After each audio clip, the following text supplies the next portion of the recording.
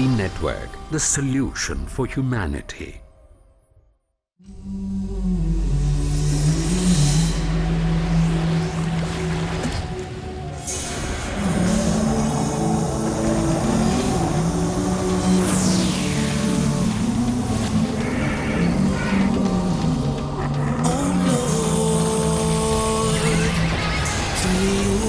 Pray, bow down, prostrate. You are the only one worthy of praise. I stand before you with an attentive heart. Erase my sins from the present and past. To you I pray, bow down, prostrate. You are the only one worthy of praise. I stand before you with an attentive heart. Erase my sins. Alhamdulillahi Rabbil Alameen wa salatu wa salam ala nabiyyina Muhammadin wa ala alihi wa sahbihi ajma'een. Brothers and sisters, assalamu alaikum wa rahmatullahi wa barakatuh. Welcome to another episode of Lessons from the Quran. As I've said in previous episodes, what we're trying to do is to take some benefits from the Quran, to try to take some practical lessons from the Quran. And in the last episode, we began looking at Surah Al-Hujurat, and it's with Surah Al-Hujurat I want to continue again today, insha'Allah tabaraka wa ta'ala. And as is the custom of this series, insha'Allah, I'd like to begin by reciting the ayat, and then insha'Allah by us looking through them and trying to take some lessons from them, insha'Allah ta'ala. So after saying A'udhu billahi minash shaitanir rajim, Bismillahir Rahmanir Rahim, إن الذين ينادونك من وراء الحجرات أكثرهم لا يعقلون ولو أنهم صبروا حتى تخرج إليهم لكان خيرا لهم والله غفور رحيم. يا أيها الذين آمنوا إن جاءكم فاسق بنبأ فتبينوا أن تصيبوا قوما بجهالة فتصبحوا على ما فعلتم نادمين واعلموا أن فيكم رسول الله لو يطيعكم في كثير من الأمر لعنتم ولكن الله حبب إليكم الإيمان وزينه في قلوبكم وكره إليكم الكفر والفسوق والعصيان أولئك هم الراشدون فضلا من الله ونعمه والله عليم حكيم. We continue with our recitation and our benefiting and taking lessons insha'Allah from Surah Al-Hujurat. Allah Azza wa Jal says in the 4th ayah of Surah Al-Hujurat, إن الذين ينادونك من وراء الحجرات أكثرهم لا يعقلون ولو أنهم صبروا حتى تخرج إليهم لكان خيرا لهم والله غفور رحيم. Allah Azza wa Jal mentions those people who would call upon the Prophet sallallahu alaihi wasallam from behind the hujurat being the dwellings that the Prophet sallallahu alaihi wasallam and his wives would live in. They were very small sort of apartments. They are called the hujurat. And people would call out to the Prophet sallallahu alaihi wasallam, especially from the Bedouin companions and some of the people who had not yet learned how to address the Prophet sallallahu alaihi wasallam. And they would call out saying, Muhammad, Muhammad. And of course this is not our etiquette with the Prophet sallallahu alaihi wasallam. And that's why Allah Azza wa Jal says, وَلَوْ أَنَّهُمْ صَبَرُوا حَتَّى تَخْرُجَ إِلَيْهِمْ لَكَانَ خَيْرًا لَهُمْ وَاللَّهُ غَفُورٌ رَحِيمٌ. That if they were to be patient until you came out and then deal with their need when you chose to come out to the people, that would be better for them. And Allah Azza wa Jal is the oft forgiving and the bestower of mercy. There's a lesson, and a very practical lesson in this, and again, we don't want to go into all of the tafsir about the people who called upon the Prophet ﷺ from behind the hujurat and who they were and where they were and why they did it and what happened. But practically in our lives, this contains again part of the etiquette of dealing with the Prophet ﷺ and indeed dealing with the people of knowledge. And there is more than one of the pious predecessors who used to implement this ayah with regard to the scholars of Islam, that they would not knock on their door or phone them and disturb them and ask them things, but they would wait until they came out to the people and then they would address them at that time. And that's not to say that it's not allowed for a person to knock on someone's door, or that it's not allowed for a person to seek to communicate with someone. That's not true. But there's an etiquette with the scholars of Islam that as much as you can, you try your best to be like the better people mentioned in the ayat. That you wait until they come out to you. That you try to be someone who doesn't disturb others, someone who doesn't bother others, someone who takes an opportunity when it's there, but doesn't harm others in seeking to get an opportunity to achieve something. And I think that's perhaps one of the most practical lessons that we can take from this ayah, insha'Allah ta'ala. And when there's a need, and when we need to call upon someone, we need to bother someone and disturb someone for the sake of Allah subhanahu wa ta'ala, then Allah Azza wa Jal is Ghafoor, and Allah Azza wa Jal is Rahim. Allah subhanahu wa ta'ala is the one who forgives, and Allah subhanahu wa ta'ala is the one who bestows mercy. And both of these two names, Al-Ghafoor and Al-Rahim, relate to the actions of Allah subhanahu wa ta'ala, that Allah is the one that bestows mercy. Allah Azza wa Jal is the one that often forgives. Then Allah Azza wa Jal continues saying subhanahu wa ta'ala, Ya ayyuhal ladhina amanu. Third time in this surah that Allah Azza wa Jal has addressed the believers, calling upon them, saying, Ya ayyuhal ladhina amanu, O you who believe. This time, as the other two times, vital advice for the companions and for the ummah after them, radiyallahu anhum wa ardahum. If a fasiq comes to you, and I'm going to talk about a fasiq in a second, inshallah.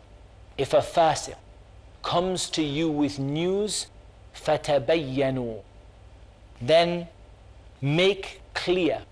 Tabayyanu, make clear, or get clarity on it. Perhaps that's the best way of translating it. Get clarity. In another way of reading the ayah, again we talked about the different ways of reading the Quran, fatathabbatu.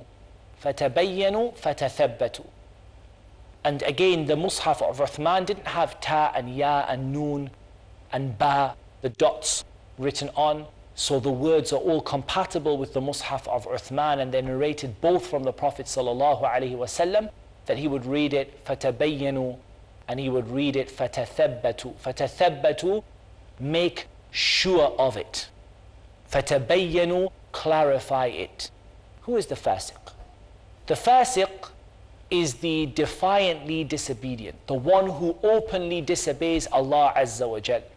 So when you see somebody, we all have times when we disobey Allah subhanahu wa ta'ala. But when a person does an open act of disobedience to Allah in public, when someone does an open act of disobedience to Allah in public, then this is fisq. For example, the one who drinks alcohol in public, not the one who may fall into something and nobody knows about it and Allah Azza wa Jal concealed that from them, but someone who does so in front of the eyes of the people. Or the one who shaves their beard Because they go out in front of the people openly disobeying Allah subhanahu wa ta'ala. Or the one that lets their trousers or their thawb go below the ankles. Because they're the one that openly disobey Allah subhanahu wa ta'ala in front of everyone. And it's enough of a sin to disobey Allah in private. So how about to disobey Allah in front of all of the people? فَتَبَيَّنُوا. This person can't be trusted with news. And this has some fiqh to it, because in this day and age, many Muslims are not practicing. And if we were to say that none of them can be trusted with news, then we put ourselves in a bit of difficulty. At the time of Imam Malik, if someone shaved his beard, his witness would not be accepted. At the time of Imam Malik, if a man shaved his beard, his witness would not be accepted and he would be declared to be a fasiq. In our time, Allahul Musta'an, Allah's help is sought. That the overwhelming majority of the Muslims openly disobey Allah. And so the judges, they have their own opinions about when to accept and when not to accept. But the point here is to verify news when it comes to you. Why? أَن تُصِيبُوا قَوْمًا بِجَهَالَةٍ فَتُصْبِحُوا عَلَى مَا فَعَلْتُمْ نَادِمِينَ. In case you accidentally, you inadvertently harm a people out of ignorance, and then you become regretful over what you have done. And how many times, brothers and sisters, does this happen to us? News comes to us, we believe the first thing that we hear, and off we go, Allahul Musta'an, acting upon it and accusing somebody, and we run up to somebody and we say to them, how dare you have said that about me? How dare you have done that with me? How dare? And we don't even know for certain that it's true. How many times does someone come in the masjid and say, that brother doesn't like you, that brother spoke about you? And then you have enmity in your heart and you don't even know if it's true or not. Or you who believe, if somebody comes to you who is a fasiq, person comes to you who is defiantly disobeying Allah, they don't fear Allah, they don't even fear to disobey Allah in front of the people, let alone to disobey Allah in private, then why would they fear Allah with regard to what they say? And they tell you something, and then you take what they say and you go to the people and you act upon it and you harm a people out of ignorance, and you feel really sorry after that. You have nadama, you feel sorry for what happened. After the break, we're going to continue talking about this ayah and how we apply it in our lives, insha'Allah ta'ala. Until then, assalamu alaikum wa rahmatullahi wa barakatuh.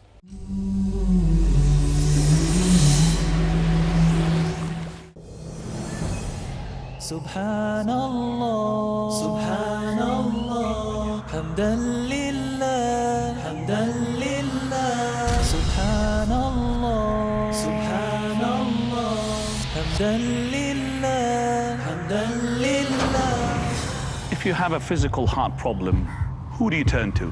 A physician, of course, heart doctor.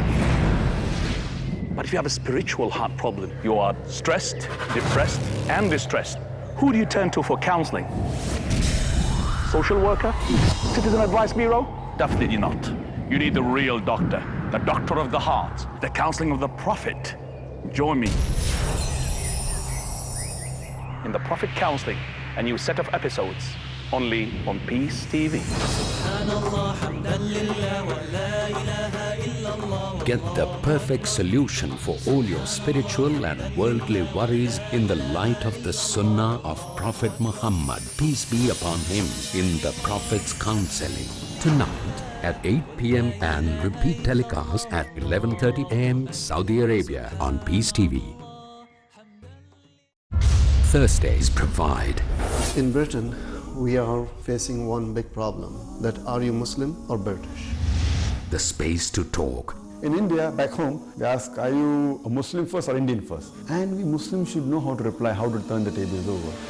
The place to knock. Why Trinity cannot be regarded in that sense, Father, Son and Holy Spirit?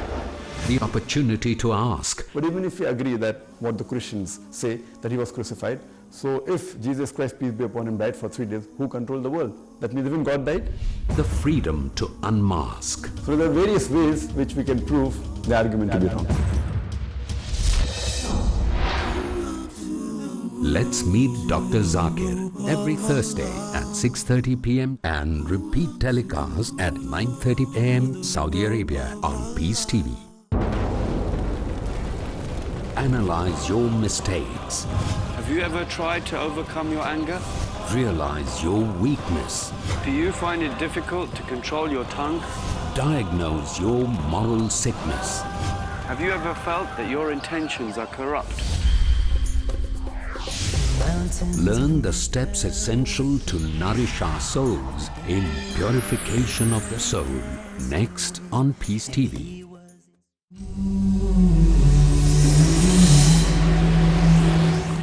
Assalamu alaikum wa rahmatullahi wa barakatuh. Brothers and sisters, welcome back. We're talking about Surah Al-Hujurat and we're talking about the ayah Ya ayyuha alladhina amanu in ja'akum fasiqun binaba'in fatabayyanu an tusibu qawman bijahalatin fatusbihu ala ma fa'altum nadimin. And brothers and sisters, what I want to explain to you now is really very important from a practical point of view, and that is that this ayah doesn't just apply to the fasiq. It applies to anyone who you are not sure of their reliability, like the person who is unknown, like the non-Muslim. If the fasiq, the Muslim who disobeys Allah, you're not allowed to take what they say without checking it, then what about the non-Muslim? What about the non-Muslim? Surely the non-Muslim is even more deserving of checking what they say first. Newspapers, brothers and sisters, television, news reports. How many times do we hear something said about the Muslims and we take it as though Jibreel brought it down from the heavens, alayhi salam? Don't believe what you hear. Don't believe what you read in the newspapers until you make sure that this is the case. And if you act upon this thing and then you realize that you made a mistake, you're going to regret. The anonymous person who comes, you don't know who they are. That person who you don't know who they are. They come and they say to you, brother, you know, this has happened, or brother, someone said this to me. If you don't know them, even if they're a practicing Muslim that don't have any major sins that they do, or are not known to do any major sins, and are not known to frequently do minor sins, and are not known for openly disobeying Allah, but you don't even know who they are, check the news. We're not saying they're lying, but we're saying, brothers and sisters, check the news. Make sure of it. فَتَثَبَّتُوا. Find out from another source until you're confident that it's true. How many times have families broken up because of news that was spread that wasn't true? How many times have friendships been destroyed because of news that was spread that wasn't true? We must be so careful of this. Check the news that you receive, especially when it comes from people who openly disobey Allah, people who frequently do the minor sins in front of others, frequently do the major sins and are known for doing the major sins, or a non-Muslim, or a person who you don't know who they are. They're anonymous to you. You don't know anything about them. You don't know if they are truthful or not. Because if you don't know them, they might be a fasiq. They might not be a fasiq. They might be reliable. They might not be reliable. So check the news that you receive. Allah Azza wa Jal continues by telling us in Surah Al-Hujurat, وَاعْلَمُوا أَنَّ فِيكُمْ رَسُولَ اللَّهِ. Know that amongst you is the Messenger of Allah. لَوْ يُطِيعُكُمْ فِي كَثِيرٍ مِّنَ الْأَمْرِ لَعَنِتُّمْ. If he was to follow you or to obey you in much of the matter, you would have made difficulty for yourselves. If the Prophet ﷺ was to have followed everything that he was advised and everything that some of the companions said to him, Allah Azza wa Jal says you would have found it difficult. Allah Azza wa Jal blessed you, like that noble companion who asked about the Hajj radiallahu an. He said, أَفِي كُلِّ عَامٍ يَا رَسُولَ اللَّهِ. Prophet ﷺ turned away from him. He said, أَفِي كُلِّ عَامٍ يَا رَسُولَ اللَّهِ. Every year, O Messenger of Allah? Prophet ﷺ turned away from him. He said, أَفِي كُلِّ عَامٍ يَا رَسُولَ اللَّهِ. Every year we have to go to Hajj, O Messenger of Allah? The Prophet ﷺ said, لَوْ قُلْتُ نَعَمْ لَوَجَبَتْ. If I say yes to you now, you will have to do Hajj every year. If the Prophet ﷺ was to have followed that, everyone would have to do Hajj every single year. Imagine how difficult that would be. One of the blessings is that the Prophet ﷺ was guided by Allah Azza wa Jal to what is easy for this ummah. It's been made easy for the ummah of Muhammad ﷺ. It's been made easy. The religion is ease. It has been made easy for the Muslims. We make it difficult for ourselves. This is the lesson from this part of the ayah. That we are the ones who make things difficult for ourselves. Allah Azza wa Jal has made a religion that is so easy that if you are in space or if you're on the South Pole, you can practice this religion without any haraj, without any difficulty, without any trouble. It's ease, but we make it difficult for ourselves. And then Allah Azza wa Jal mentions an ayah that is of so much practical benefit to the Muslims, as every ayah of the Quran is, but this one has for me a particular place. وَلَكِنَّ اللَّهَ حَبَّبَ إِلَيْكُمُ الْإِيمَانِ وَزَيَّنَهُ فِي قُلُوبِكُمْ وَكَرَّهَ إِلَيْكُمُ الْكُفْرَ وَالْفُسُوقَ وَالْعِصْيَانَ أُولَئِكَ هُمُ الرَّاشِدُونَ فَضْلًا مِّنَ اللَّهِ وَنِعْمَةً وَاللَّهُ عَلِيمٌ حَكِيمٌ. Allah says, but Allah has made Iman beloved to you. And He has made it appear to be beautiful in your hearts. And He has made you hate disbelief. And He has made you hate defiance. And He has made you hate disobedience. Those are the rightly guided. Look at this description of the rightly guided. Are you a person who loves Iman? Are you a person every time you see a brother with a beard, you love that brother to have a beard? Every time you see a sister wearing the niqab, you love it because this is Iman. You love to see Iman. You love people who have Iman. Or are you one of those people who work against them, to undermine them, to make life difficult for them? How many brothers come and say, the reason I shave my face is not because of my employer, but because of my mum and dad. And the sister who comes about the hijab, and she says, I'm struggling to wear the hijab, or I'm struggling to wear the niqab. Say, sister, why? Is it your university? We'll fight for you. Is it your workplace? We'll take them to court. Who is it that we can do that we can help you against this enemy of Allah? She says, Wallahi, it's not my workplace. And Wallahi, it's not my school or my university. But it's my mum and dad that don't want me to wear the hijab. أعوذ بالله السميع العليم من الشيطان الرجيم. How can someone reach a level of being such an enemy to the religion of Islam? How can someone reach such a level of being such an enemy to the religion of Islam that they want their own children not to practice the religion? May Allah save us from reaching the level where we hate Islam that much.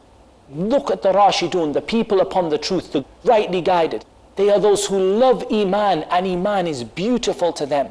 Aisha radiallahu anha has a statement about the beard, that the most beautiful feature of the man is the beard. Which of us today would say the most beautiful feature of a man is his beard? We'd say his body, his abdomen, his arms, his biceps, his legs, whatever, but who would say his beard? Who would say that the best thing about a man is his beard? The most attractive thing about a man is his beard. The people who Iman has been made beloved in their hearts. When they see Islam being practiced, their hearts fill with joy. They see nothing more beautiful and nothing more admirable than people practicing the religion. And they hate nothing more than disbelief. And fisq, what we're talking about, the fasiq, the defiancy and the disobedience and open disobedience of Allah and the major sins. And they hate to disobey Allah. All of us disobey Allah, but when we do, we should feel that hatred of that disbelief in our hearts. How many of us, we feel happiness? And some of the Salaf, some of the pious predecessors, they said, Al-musiba kull al-musiba. The worst kind of musibah, the worst kind of calamity is when we find our happiness in the disobeying of Allah subhanahu wa ta'ala. When we find happiness in disobeying Allah subhanahu wa ta'ala. Is there any musibah greater than when you feel happy when you disobey Allah? But the believer, when he disobeys Allah, you feel sad.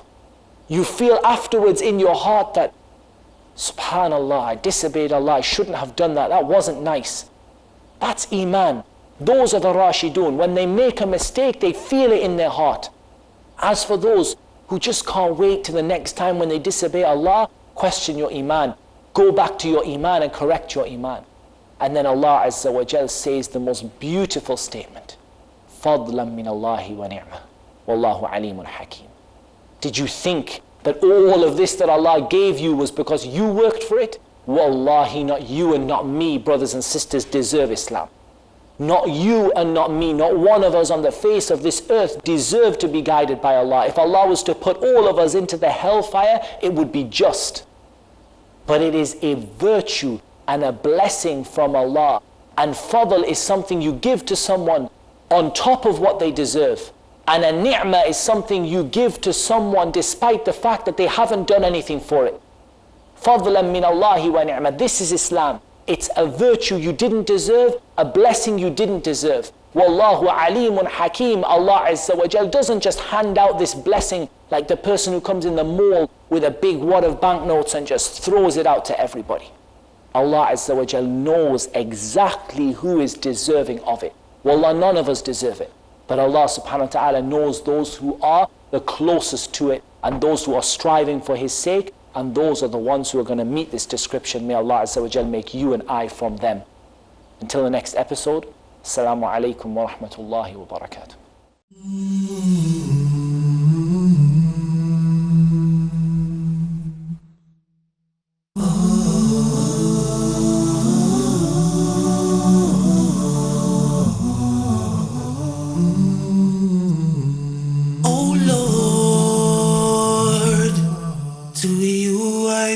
Bow down prostrate.